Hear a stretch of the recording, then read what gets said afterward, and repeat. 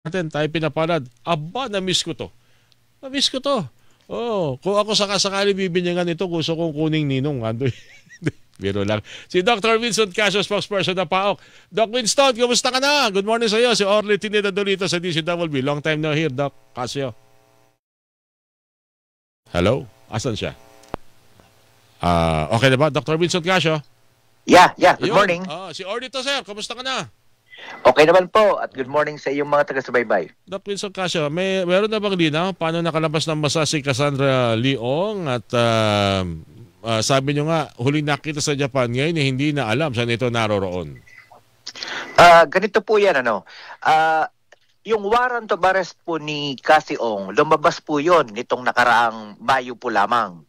Kung kaya, nung siya'y huling na-track namin, ang tracking pala ay ginawa sa pamamagitan ng social media exploitation. Okay. Meron ho tayong mga kaibigan, well-meaning friends na kaibigan din po siya, kung kaya't nasusundan yung kanyang mga movement via sa kanyang social media social media. Mga post sa social media niya at mga kaibigan niya.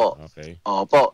Tapos nakita nga po niya yung isang kaibigan natin nag-report sa atin mga latter part of January na sabi niya, Doc, mukhang nasa Japan si Cassie Leong. During that time, wala pa ho siyang warrant of arrest. Kaya hindi ho siya po pwedeng pigilan. Kumbaga, meron pa siyang freedom of movement na tinatawag. Gawa ng during that time wala pang resolusyon yung kasong isinampa sa kanya ng CIDG at saka ng PAOK. So hindi ho talaga siya pwedeng pigilan. Then, nung lumabas na po yung warrant nitong Mayo, sinusundan pa rin ho natin siya. Kaya lang, hindi na namin siya matrace during that time through her social media post kasi nakalock na po yung kanyang social media. Given na kasama doon sa nilabasan ng warrant of arrest ay si Roselyn Baterna, kung naalala ninyo. Sinusundan din namin initially yung kanyang social media. Unfortunately, nawala rin bigla yung kanyang social media. Kung matatandaan mo, Orly, doon sa Kongreso, sa mga pagdinig ng Quadcom noon, ang pinalalabas ng dalawa, magkaaway sila. Nag-iirapan pa nga sila doon sa hearing ng Quadcom minsan.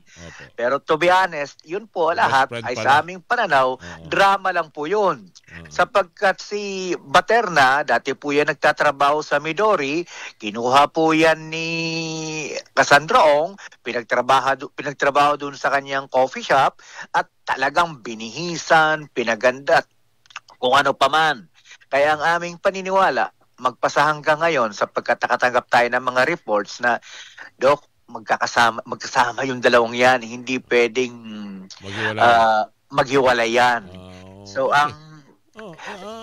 meron lang kasi mga katanungan dahil yung nga binabanggit nyo na contempt siya ng kamera, tama po ba ng Quadcom? Opo. Tinurn over siya sa Correctional Institution for Women. Tama po yun. Paano siya nakalabas at alinsunod ba sa proseso yung paglabas niya sa Correctional Institution for Women o CIW? O merong dapat na imbestigahan kung paano siya nakalabas?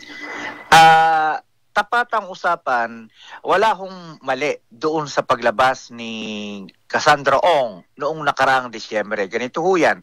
Naipanawanag na po ni Senador Gatchalian doon sa pagdinig ng Senado tungkol sa budget ng Department of Justice ni Huba sapagkat nawalan na po ng buhay yung 19th Congress nung nakaraang December 2024. Nung nawalan na po ng buhay ang 19th Congress, ipso facto, by virtue of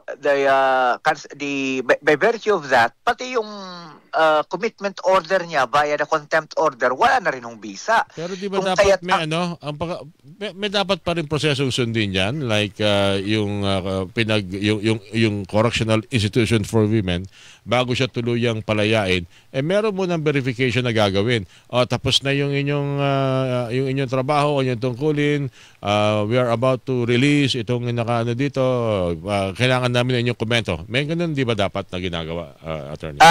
tandaan ho natin, yung Correctional Institution for Women, pinakaisapan lamang po yun ng mababang kapulungan na siyang mag-take custody for her. Tama po. Ginawa naman ng Quadcom lahat ng nararapat na proseso. Kasi kung si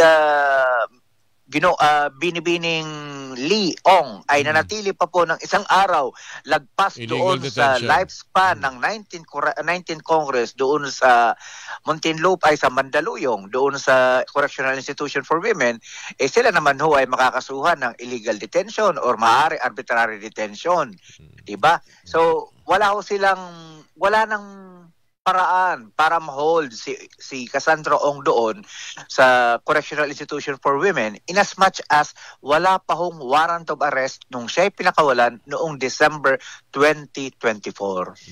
Okay, well, at least malinaw na yung jurisdiction, pero yung sistema o yung paraan, proseso, paano siya nakalabas from Correctional Institution for Women, yun lang kasi ang gustong malaman. Yun lang kasi ang gustong matiyak kung paano nangyari yun.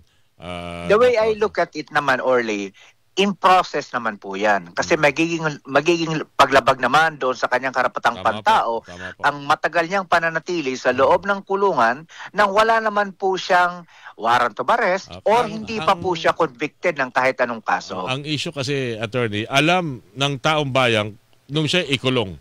Pero nung lumabas siya, wala tayong kamalay-malay. Kaya siguro, yun lang naman siguro kung sa matutukan nito. Nevertheless, ngayong, nakatulad na nga si Alice Go and siya na ang siguro ay nararapat, sasabi niya may warrant of arrest na. Meron na ho ba tayong ugnayan sa Interpol para matuntun siya at maaresto siya tulad kay Alice Go sa tulong ng Interpol, Doc Casio?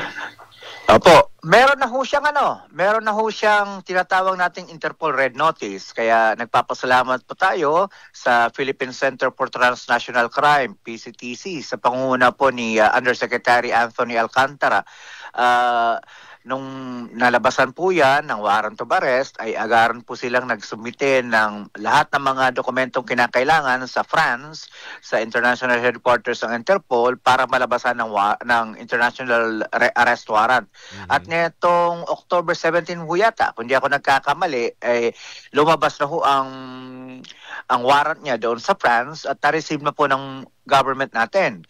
Then, for distribution na po yan, distributed na po yan.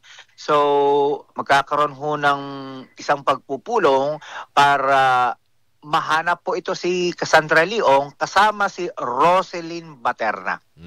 Yung akala natin magkaaway pero mag-best friend. Hindi ho, yun ho, isang malaking drama. Kaya lang siyempre, noong mga panahon na yun, hindi na ho namin binasag yung kanilang trip doon sa Kongreso.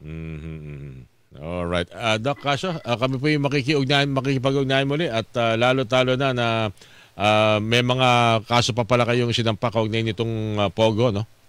Opo, nitong mga last week lang po, 2 kaso po yon, isa submitted for resolution na at yung isa naman ay kapafile pa lamang namin nung nakaraang Friday. Yung kasong ito kay Cassandra Leong, kasama dito si Attorney Harry Roque? Opo, the Philippine government already submitted a request for red notice din, international arrest warrant para kay Ginoong Roque. Medyo mahirap lang gawa ng siya po ay nagpo-project na siya daw di umano ay biktima ng political persecution. Wala naman hong ganon.